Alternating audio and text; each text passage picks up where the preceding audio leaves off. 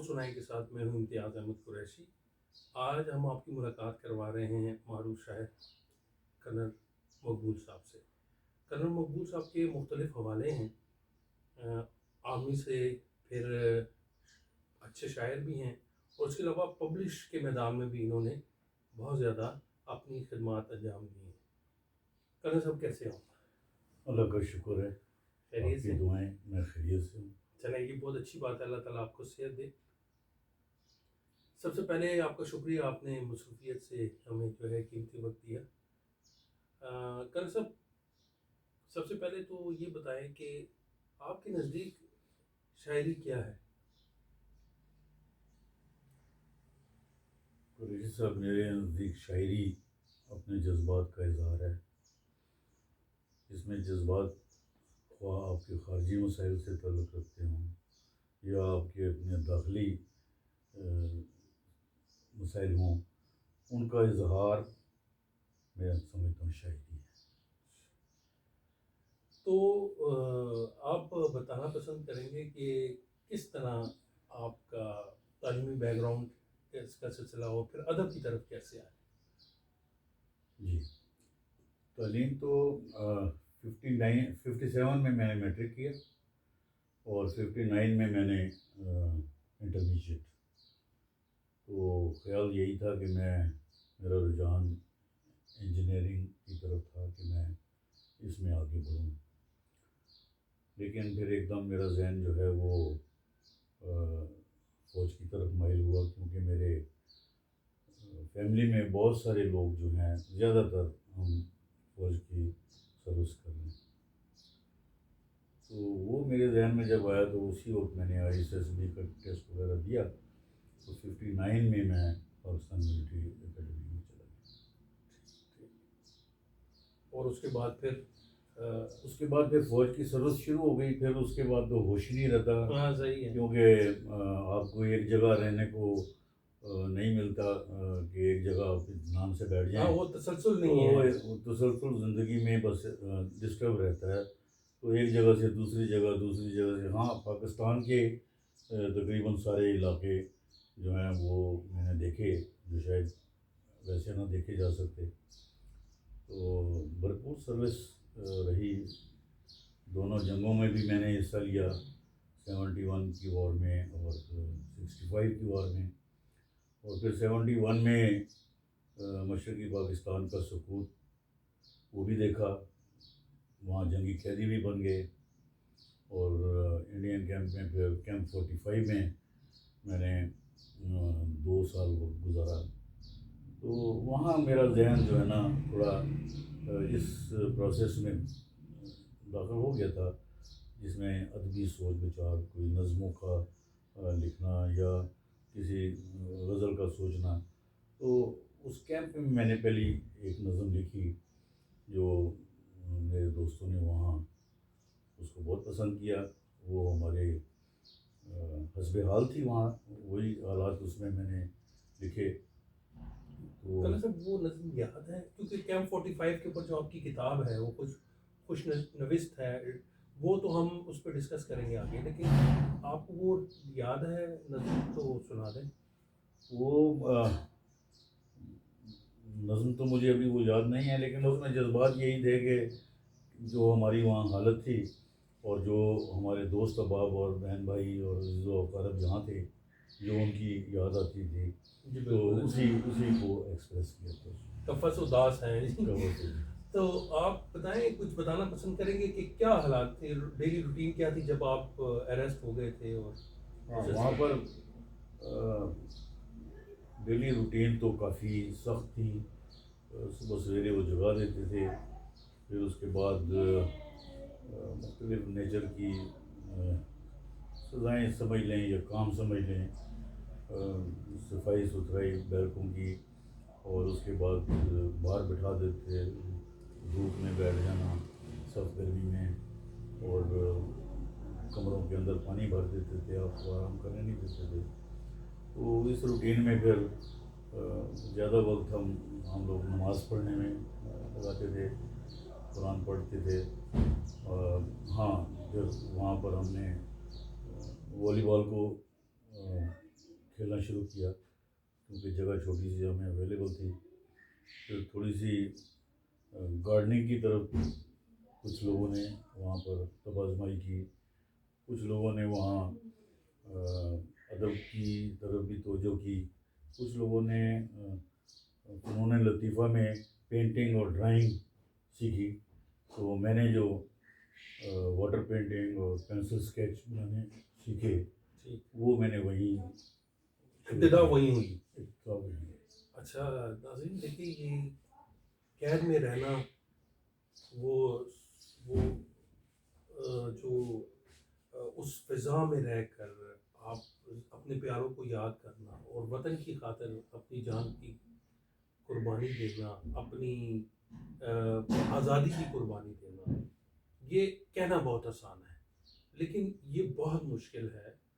اور جیسے کرن صاحب بتا رہے ہیں کہ کیمپ 45 ان کی وہ کتاب بہت مقبول ہوئی اور اس کے 2-3 ایڈیشن بھی چھپے. جی 3 ایڈیشن. 3 ایڈیشن بھی چھپ چکے ہیں اور وہ بالکل ایسی کتاب ہے اور انہوں نے ایسے وہ اپنی یادداشتیں اور خود نوشت جو ہے لکھی جو پڑھنے سے تعلق رکھتی ہے. اور بالکل وہ منظرنامہ انسان خود پہ محسوس کرتا ہے کہ آپ کو ایک کمرے میں بند کر دیا جائے یا ایک ایریے میں، ایک علاقے میں، اور وہاں آپ کے اوپر طرح طرح کی پابندیاں لگائی جائیں. اور یہ بہت مشکل کام ہے اور سلوٹ ہے ہمارے فوج پاکستان کے جتنے بھی لوگ ہیں ان کے لیے. تو ہم جتنے بھی ان کو سلوٹ کریں وہ کم ہے. ان کی قربانیاں جو ہے ہمیشہ جو ہے ہمیں آزادی کی فضا میں سانس لینے پر کی ضامن ہے. کرن صاحب، یہ جو کیمپ 45 ہے یہ آپ نے پھر بعد میں لکھی کہ اس واقعات کو آپ نے بعد میں قلم اور کرتاس کے حوالے کیا، لیکن اس وقت آپ کو یہ ایک آئیڈیا ہو گیا تھا کہ آپ لکھ سکتے ہیں یا آپ کو لکھنا چاہیے، یا یہ اس سے پہلے آپ کو آئیڈیا تھا کہ میں میرے اندر ایسی جراثیم ہیں کہ میں ادب کو یہ مجھے کیمپ میں احساس ہوا کہ اگر میں لکھنا چاہوں تو میں لکھ سکتا ہوں. وہاں پر میں نے کچھ کوشش کی تھی کہ جو اس کے سیلینٹ پوائنٹس ہیں جو میں ڈائری کی شکل میں کو لکھ سکوں، تو میں نے پوائنٹ فارم میں وہاں کے واقعات جو ہے تھوڑے سے نوٹس وغیرہ نوٹس لے لیے، محفوظ کر لیا. میں نے کہا یہ بعد میں لکھوں گا وہاں جا کر. تو یہ سلسلہ مجھے وہاں سے میرے اندر منکشف ہوا کہ آپ جی جو ہے آپ کے اندر جو ہے بالکل. ادب اور ادب سے ریلیٹڈ جتنے بھی جرسومیں ہیں. شوق تو تھا لیکن مجھے احساس ہوا کہ یہ ایک بڑا اچھا سلسلہ ہے، مجھے اس میں دلچسپی لینی چاہیے.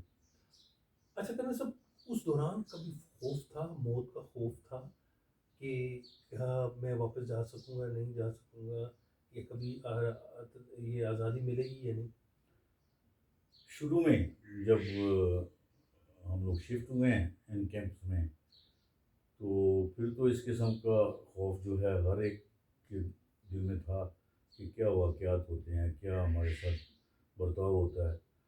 لیکن رفتہ رفتہ پھر وہ کہتے ہیں نا درد کا حد سے بڑھ جانا ہے دعا ہو جانا، تو پھر یہ خوف ختم ہو گیا. پھر دل میں ایک اطمینان بھی پیدا ہو گیا اور نڈر ہو گئی طبیعت، پھر ڈر نہیں لگتا تھا. وہاں پر پھر ایسا ماحول بن گیا کہ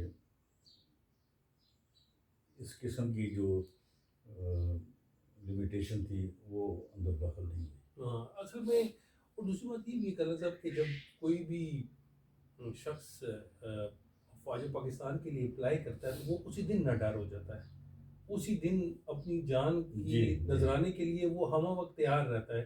تو اس کے لیے یہ کوئی خوف نہیں ہے، یہ کوئی ڈر نہیں ہوتا ہے. یہ تو پہلے ہی دن سے، جس دن جو فوج پاکستان میں اپلائی کرتا ہے وہیں سے ہی اس کا موت کا ڈر نہیں رہتا، ڈر نہیں ہوتا بھی نہیں ہے اس وقت کہ میں نے جانا ہے اور قربان ہونا. وہ جذبہ کی سرشاری اتنی ہے کہ یہ تو بہت چھوٹا سا ڈر ہے. اچھا پھر اس کے بعد جو ہے، اچھا کرن صاحب آپ کی جو ابتدائی تعلیم ہے وہ یہاں پنڈی سے ہی ہے اور پھر کالج گارڈن کالج سے ہی؟ جی ابتدائی تعلیم میں نے یہاں پنڈی میں حاصل کی. مشن ہائی اسکول سے میں نے میٹرک کیا اور گورڈن کالج سے میں نے انٹرمیڈیٹ کیا. اچھا اچھا. پھر اس کے بعد آپ پھر اس کے بعد میں کاکول چلا گیا. ٹھیک ٹھیک. اچھا یہ پابندیاں جو آپ کی سروسز ہیں اس میں بہت زیادہ پابندی ہوتی ہے، اور جو شاعری ہے، ادب ہے، یہ ایک آزادانہ خیال، آزادانہ فکر کے بغیر ممکن نہیں ہوتی. تو یہ کیسے ممکن ہوا؟ اصل میں جب آپ اسٹوڈنٹ ہوتے ہیں یا شروع سے آپ آگے بڑھتے ہیں تو طالب علمی کے زمانے میں آپ کے اندر یہ وہ رجحان کا پتہ چل جاتا ہے کہ کس طرف آپ کا آرٹ کی طرف آ جاتا ہے، انجینئرنگ کی طرف پتہ چل جاتا ہے آپ کو کہ میں میرا شوق ہے یہ. تو کچھ ایسا بھی تھا کہ گورڈن کالج میں ہی ہمارے اردو کے جو استاد تھے صفی حیدر دانش صاحب، تو وہ ہمیں کتابوں کا تعارف اور نظموں اور غزلوں کی بنیادی ان کے اندر کیا تفریق ہے وہ، اور شاعری میں جو آپ کہتے ہیں نا جس کو تقطیع کہتے ہیں، جی تقطیع اوزان، جی، تو وہ کچھ چیزوں کے کر کے بتایا کرتے تھے کہ جب تک یہ نہ ہو تو آپ نہ نظم لکھ سکتے ہیں نہ آپ غزل لکھ سکتے ہیں. تو اس کو سیکھیں. بنیادی عروض کی تعلیم اور اس سے واقفیت کے حوالے تھوڑا سا انہوں نے جو وہ نو ہاؤ دیا تھا تو وہاں سے تھوڑا سا شوق پیدا ہوا. کتابیں پڑھنے کا وہاں شوق پیدا ہوا. اور اس زمانے میں نسیم حجازی کے جو ناول ہیں وہ ہر کوئی پڑھتا تھا، میں نے بھی بہت پڑھے. اور رومانوی ناول اسلم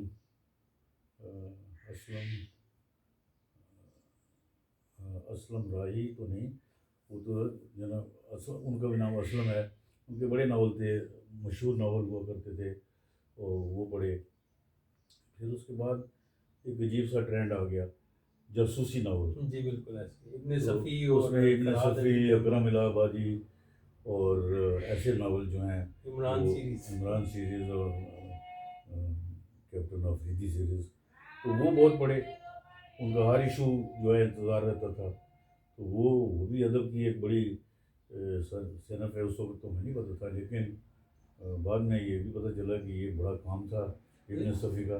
کرنے صاحب کئی لوگ مطلب کئی شعراء تو یہ کہتے ہیں کہ یہ ابن صفی اور عمران ڈائجسٹ وغیرہ اور یہ ڈائجسٹوں میں جتنا بھی ادب ہے یہ ادب نہیں، ادب کے زمرے میں نہیں آتا. تو آپ کا کیا خیال ہے؟ میرا اس سے اتفاق نہیں ہے. دیکھیں ابن صفی نے کوئی 500 سے اوپر کتابیں جو ہیں وہ تحریر کی. تو اس میں جو اس نے ایک ٹرینڈ دیا وہ دیکھنے والا تھا، پڑھنے والا تھا، اور پڑھا ہے لوگوں نے. تو میں سمجھتا ہوں کہ وہ بالکل ادب کی ایک شاخ ہے. اسی طرح جو ڈائجسٹ ہیں، جو رسالے ہیں، پرچے ہیں، اس میں جو لوگ لکھتے ہیں تو اپنے شوق کا اظہار کرتے ہیں تو ادب کی ابتدا تو ہو جاتی ہے. اس میں ادب ہے. آپ سمجھتے ہیں کہ کسی لیول پہ، کیونکہ سب رنگ جو ہے وہ بڑا مشہور تھا جی، سب اس رنگ بارے ہے، میں اردو کہ ڈائجسٹ معروف ہے. جی اردو ڈائجسٹ، ان میں معروف ادبا شعراء کی تخلیقات جو ہیں وہ شائع ہوتی تھی.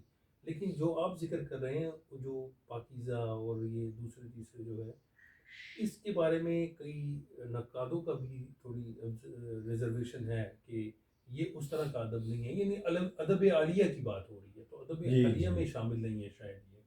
لیکن بلا شبہ وہ آپ کی مطالعے میں رہیں تو کچھ نہ کچھ آپ کی اس کو آپ کی ذہنی سوچوں کو فکری انداز میں جو ہے وہ آپ کو کہیں نہ کہیں کوئی نہ کوئی فائدہ تو دیتی ہے. ہاں، اس سلسلے میں انتہا یوز کروں کہ اب یہ جو ڈائجسٹ ہیں، سب رنگ ڈائجسٹ، پاکیزہ، اردو ڈائجسٹ، اب ان میں دیکھیں تو افسانہ آپ کو بہت ملے گا.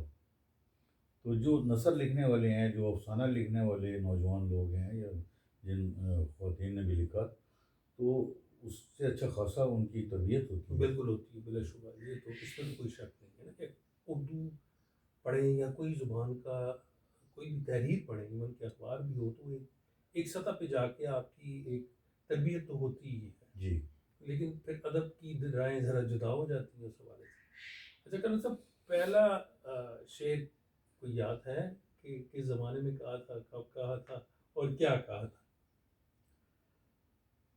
ایک ہمارے میں کوہاٹ میں تھا اس وقت، تو ایک مشاعرہ ہم نے وہاں رکھا، اور اس کی صدارت کرنے کے لیے پشاور سے لوگ آئے، تو ذہن میں نام اس وقت آ نہیں رہا۔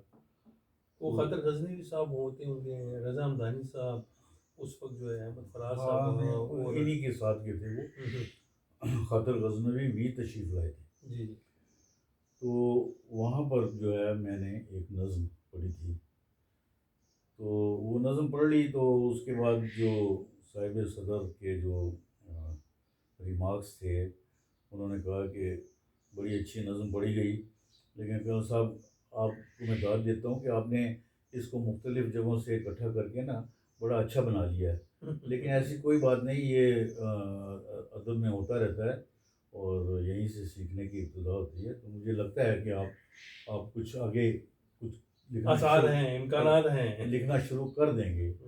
تو وہ ایک نظم تھی جو میں نے لکھی، اور اس کا جو آئیڈیا تھا وہ بس ایک پرندہ ہے جو شاخ پہ بیٹھا اپنے دوسرے پرندوں سے جدا ہو جاتا ہے، تو وہ ایک عجیب سی آواز میں اچھا، وہ چہچہاتا شور ہے یا شور چہچہاتا ہوتا ہے، تو اس کو میں نے نام دیا کہ یہ اپنے ساتھیوں سے بچھڑ کے اس کو دکھ ہو رہا ہے، اور اس کا جو مین آئیڈیا یہ تھا کہ زندگی جو ہے وہ اپنے دوست احباب میں بیٹھ کر ہی گزرتی ہے، اکیلا آدمی کچھ نہیں ہے، بڑا اداس ہوتا ہے اور تنہائی کا ذہن۔ تنہائی۔ اچھا، یہ ایسا تو نہیں ہے کہ وہ کیمپ کی جو تنہائی تھی جو آپ نے 2 سال کاٹی، وہ کہیں آپ کے اندر کہیں گھر تو نہیں کر گئی تھی کہ اس کا اظہار ڈفرینٹ طریقے سے ہو، یا یہ پہلے تھا اس سے؟